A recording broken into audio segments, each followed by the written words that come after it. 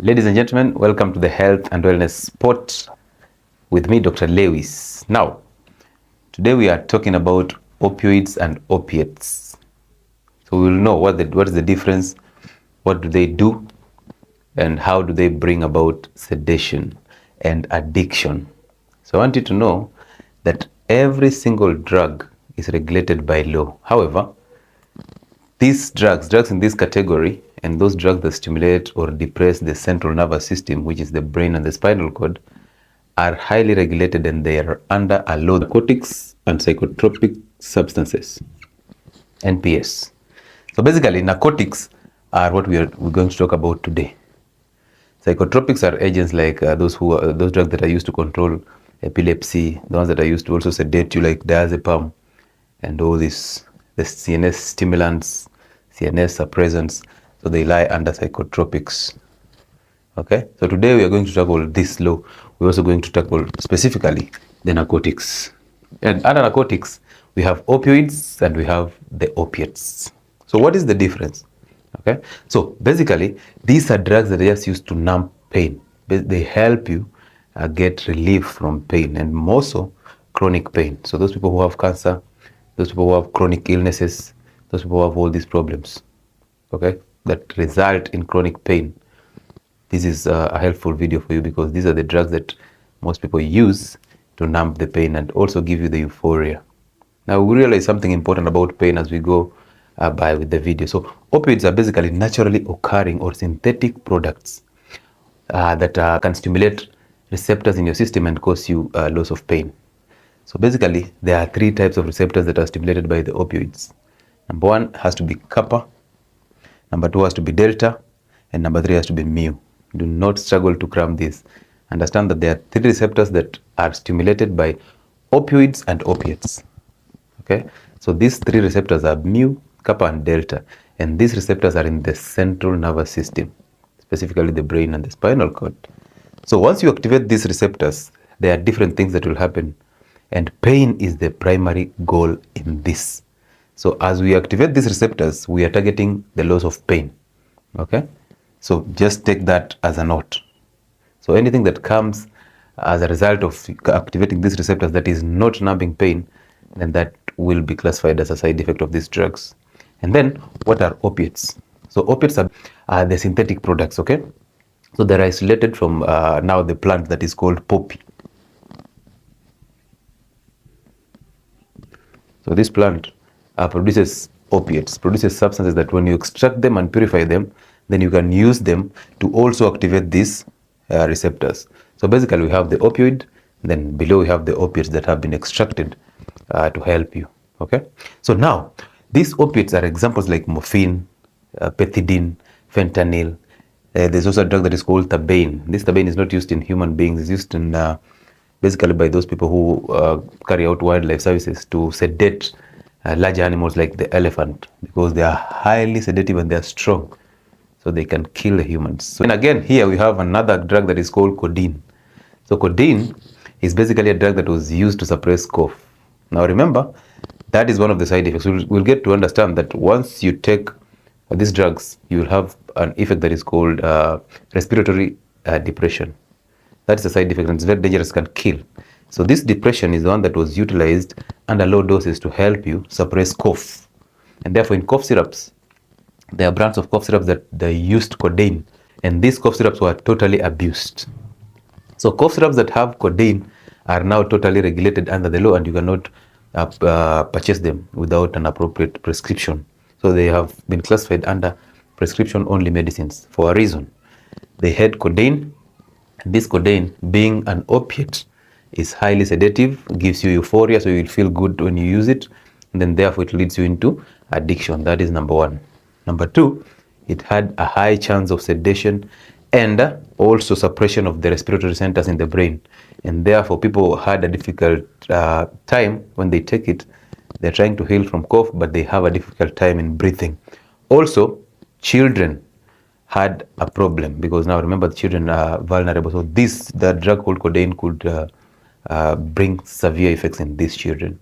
And then the last one, most campus students or most boys used this drug. They used to purchase cough syrups in plenty, then mixed with soda or mixed with alcohol, and then they give it to women. And once women take these drugs unknowingly, they start getting high, they start getting this euphoria, and therefore at the end of the night, they will come out basically have had so much sex, and they cannot trace how it happened. So it was a drug of abuse until the law started being strict on its use.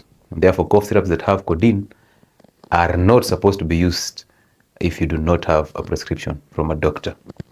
So I had to point that out. And then remember, these opiates and opioids, the two, activate these receptors. And once they activate these receptors, they stimulate them, what we call agonism. So they agonize, meaning they are agonists. So once they stimulate these receptors, then you get different effects. And we'll discuss those effects because I've drawn this board here for illustration purposes. Now, inside our bodies, we have chemicals or compounds that are called endorphins. Now, endorphins are basically feel-good hormones, just like dopamine. Endorphins make you feel good. They numb pain inside. Okay, so from inside. So they are produced inside our bodies. Now, there is another type of these endorphins, but basically comes from outside. So you source it either from the plants, from animals, from the lab, and it's called exophins. So internally we produce endorphins, and externally we can get exophins. And the effects are the same, because remember, those exophins and endorphins both also bind to these receptors and activate them to give you euphoria and the feel-good effect. And for instance, endorphins are the ones that you produce when after sex, so you feel good after sex. And the exophins, we can get them from diet. What is the food that is a culprit in stimulation or production of exophins? Wheat products. Now, wheat products have ability to stimulate exophins. Basically, they come and stimulate the production of exophins. So they come from outside to stimulate the inside. Then once you get these exophins, they stimulate these receptors and you start feeling good. And that's the reason why wheat addiction is super high. And it's hard to come out from it because of this stimulation of this system. And therefore, somebody who is taking wheat and somebody who is taking low doses of morphine, at some point they are at par. Okay? So take care of that, because again, wheat, alcohol, and sex, all of them can generate a feel-good effect through endorphins or exophins. So that's where wheat addiction comes in. And we have talked about wheat addictions in a video that will explain how wheat gives you exophins that make you feel good and that makes you feel that you want that wheat product every other time. Be it cakes, be it chapati, be it mandazi, it is the same concept. Okay, so the primary goal here is to numb pain. And now, pain is perceptual. And this is not to offend the people who are going through chronic pain. This is the truth. If you hit your foot on a surface and then you start feeling that pain, then somebody else burns your hand, the second pain is what you will perceive. The first pain disappears miraculously. So that is the same concept that we are explaining here. Any pain, be it that is coming from the periphery, reaches the brain through 3 neurons. So for instance, if you hurt your finger, there's a neuron that takes that information from the finger to the spinal cord. Then there's another neuron that takes it from the spinal cord straight to the thalamus. Then from the thalamus, this is basically now the spinal cord. So we take it from the target organ, which is basically the foot or the hand. Then we take it into the spinal cord. That is the first neuron. Then this is the second neuron that takes it to the side towards the thalamus. And then after interpretation, it goes, the third neuron takes it to the cortex. Now the cortex is where we interpret or we perceive pain. So morphine and its derivatives, basically the opioids and opiates, they numb pain starting from neuron number 2, which is in the spinal cord, and all the way to the cortex. So we have the 3 receptors, the mu, the delta, and the kappa. And I already told you about endorphins. So endorphins are basically endogenous chemical compounds that we produce internally that makes us feel good and kills pain. Now for delta receptors, we have enkephalins.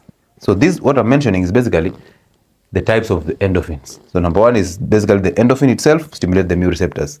Then on the delta receptors, we have the enkephalins. Okay, do not struggle to cram these words. Then the last one is the kappa receptors that is stimulated by dynorphins. So dynorphins, enkephalins, and endorphins are basically internal. You get them from within. And their effect will be basically numbing pain. So their primary effect is pain relief. That means if you have pain, chronic pain, Then your body starts to fight it by producing these three. Once it produces these three, then you numb the pain from the central nervous system, and then the pain disappears. Okay? Miraculously. Because again, pain does not disappear. We just perceive something else to replace the pain. So now, those are endorphins. Exophins. What about exophins? We said exophins are the ones that are coming from outside, be it drugs, be it weed products, be it alcohol. Now, exophins, examples of exophins are drugs like morphine and fentanyl. Now, drugs that stimulate mu. So I've just classified this in terms of the receptors that they stimulate and then the effect that will come after that. So for instance, morphine and fentanyl, we know this. We also have pethidine, the one that is abused highly by medical practitioners. These are drugs that are supposed to be used in theater to numb pain and help in anesthesia or surgical procedures. But medical professionals are abusing these drugs, and most of them are high on these drugs. And on delta receptors, we have the deltophine. This deltophine is basically not a drug. It's basically an extract from frogs. So we get it from frogs, and it numbs pain, but it's not a drug. So it's not been approved to be used as a drug. Now remember all these drugs that I'm mentioning right now. So these are the opiates, and these drugs are the ones that are regulated by law. Okay, under Schedule 1. Schedule 1 means they are highly addictive and they have high tendency to cause sedation and dependence. Okay, so deltophine stimulates delta receptors. Then buprenorphine, these are drugs that most people who have cancer have come across. Buprenorphine and pentazocine are also drugs that stimulate kappa receptors. And now, once you stimulate these receptors, you get pain relief. Now, if you have these drugs and you've taken an overdose of these drugs, what do? You see, there's one drug that is running across the board, and it's called naloxone. This naloxone is the drug that antagonizes the receptors of these drugs. Meaning, if at all you have morphine, this is a receptor for morphine on your cells in the spinal cord. Then morphine is binding on this receptor to give you pain relief. But you've taken too much of morphine, and therefore you've gone into morphine overdose. So you're experiencing those respiratory depression and too much sedation, and you're going into coma or shock. So what we do is we pump in naloxone, and naloxone, what it does, it displaces this morphine from the receptor, then leaves the receptor empty, and therefore the effects of morphine start to go down. So it comes in, binds to the receptor, displaces morphine, binds to other receptors that morphine has not bound to, because it has high affinity for these receptors of morphine, and therefore it is an antidote to opioid poisoning. It's called naloxone. That's why it's running across the board. Because be it mu, delta, or kappa receptors that have been occupied by these opioids, naloxone will still displace them from all these receptors, and that's why it's used as an antidote. There is also a drug that is called naltrexone, can do the same job. Now, some other drugs like methadone, they are not antagonists. They do not. Methadone, people who have been addicts of morphine, heroin, and stuff, and those drugs, hard drugs, they know methadone. Methadone is a drug that is used to reverse the effects of addiction to these opioids and opiates. And what it does is basically it is a low dose of the opioids, which means it is the same to opioids but stimulates the receptors to a lower extent, and therefore you start experiencing low effects of opioids, and within that period of time, the effects of morphine are just washed out from the system, and therefore you come out of your addiction. However, most people abuse it again. They use more of it because it's still an opioid anyway, so they use it. So basically that's it. Now, you have different functions of these receptors in the body. So once you stimulate these receptors, what you do is you have supraspinal analgesia. That is number one. Supraspinal analgesia, and then we have spinal analgesia. Analgesia means loss of pain. Okay, so supraspinal means just from the head towards the brain. Then we have spinal anesthesia, analgesia, which means brain and the spinal cord all the way. Then we have respiratory depression. Then we have GIT effects. Then we have urinary effects, which is basically effects on the bladder. So these are effects that will come as a result of using these drugs. Now, how do we manage this? Now, you've taken morphine. And morphine binds to mu receptors. So what happens is you'll get supraspinal analgesia. So from the head going to the brain, you will have loss of pain. You'll also have analgesia in the spinal cord. Then you'll have respiratory depression. So you take morphine, the higher dose of morphine, the more you take the morphine to numb your pain or to kill the pain, the higher chances of you getting into respiratory depression. So you have to be monitored, because respiratory depression can bring you a problem, either acidosis or alkalosis. And also, it can basically just, you will collapse, you'll go into a coma and die.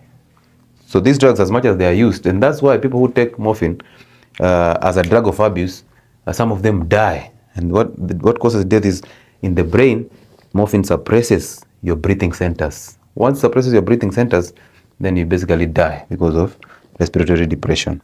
On the GIT, what these drugs do, once you stimulate the receptors, then you have GIT effects, because these drugs, they inhibit the movement of smooth muscles. And the same thing happens to the bladder. So it blocks the movement of smooth muscles. And these smooth muscles are the ones that contract and relax to help you empty the bladder, and also to help you in peristalsis. So once they contract and relax, then food moves through the gut. So imagine if you take these drugs and then they block movement of food in the gut. That means you'll experience constipation and all these effects. You'll have bloating, okay, and indigestion, because there is no peristalsis, there's no mixing of food, and then there's accumulation of this food in your system, because you need the peristalsis to get it off. Again, in the bladder, you need that peristaltic movement to empty the bladder. So if you use these drugs, they cause a high tendency of holding urine. So you retain your urine. That is a problem. Now, most of you will say, if you're bedwetting, then you can use morphine. Now, the effects of using morphine, you wouldn't compromise bedwetting. You wouldn't go for bedwetting and compromise your life because of respiratory depression. So you'd rather not. You'd rather bedwet than use morphine to stop you from bedwetting. So those are the effects that will happen. So now, if you're using morphine, you block the mu receptors, then of course you'll experience all these effects. You'll experience urinary retention, you'll have constipation and even diarrhea sometimes because of inhibition of flow of foods and stuffs in the GIT. You'll have respiratory depression, so you might end up dying. Then you'll have analgesia at all levels. So you'll inhibit pain, yes, but you'll have respiratory depression, you'll have GI effect, you'll also have urinary retention.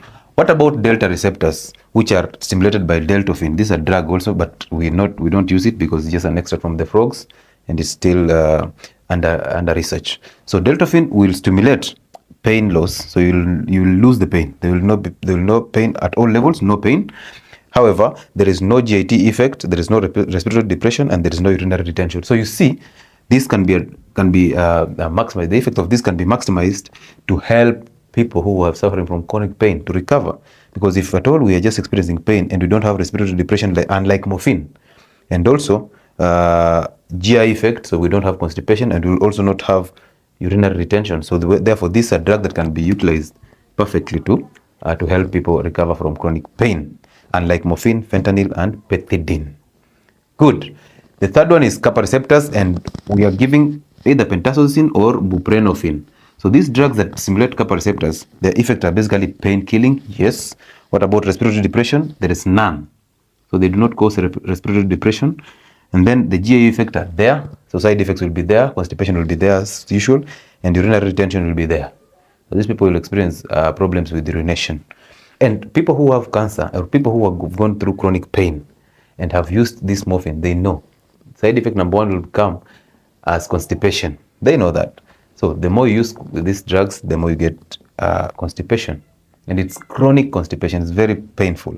So those are just the effects that come as a result of the use of these drugs in this group of opioids and opioids. So those of you who have abused these drugs, please, these are the side effects that will come as a result of that. So you rather consider coming out of this addiction as quick as possible. But however, this needs medical attention and also rehab for you to come out of it. Now, these drugs have helped us to lose pain. Now, what happens? The side effects that come as a result of using morphine, pethidine, the tramadols, okay, drugs of addiction. It's weird that people don't know tramadol lies under these drugs. Okay, so tramadol, buprenorphine, we have deltofin, but this one is not being used. So we have morphine, fentanyl, and pethidine. Okay, so what are the side effects? Number one is respiratory depression. As we mentioned, they suppress the respiratory centers in the brain, which is basically the medulla. And once you suppress those respiratory centers, then you go into depression, and this is basically death. So you will die. Number two, we have the GIT. We already said they inhibit the flow, the peristalsis, and the flow of smooth muscles. So they block flowing of smooth muscles, and they block peristalsis, and therefore you'll have constipation. So side effect here has to be constipation. So people who use morphine and pethidine experience constipation chronically. Then number 3, we have urinary retention, the same concept as the GIT. So the GIT we've said is smooth muscle inhibition, same to urinary retention, because the bladder has smooth muscles. So once you block these smooth muscles, then you will not urinate. You'll have a hard time in urinating, even though your bladder is full.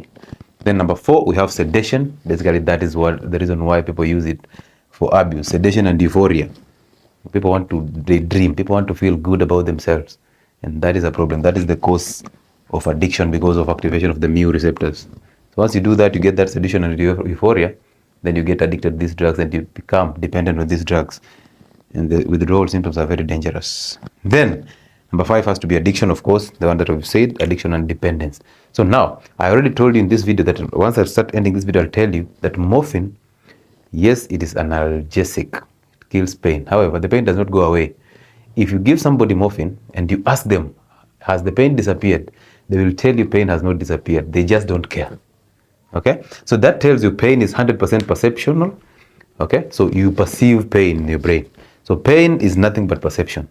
And I already told you, if you hit your feet and somebody else burns your hand, you'll start feeling the burn and you'll forget about the pain that you hit on your feet. Okay? And some of you ask me if we can use that as a mode of maybe killing pain. If somebody has a pain in the abdomen, then we hit your head, you start feeling pain in the head.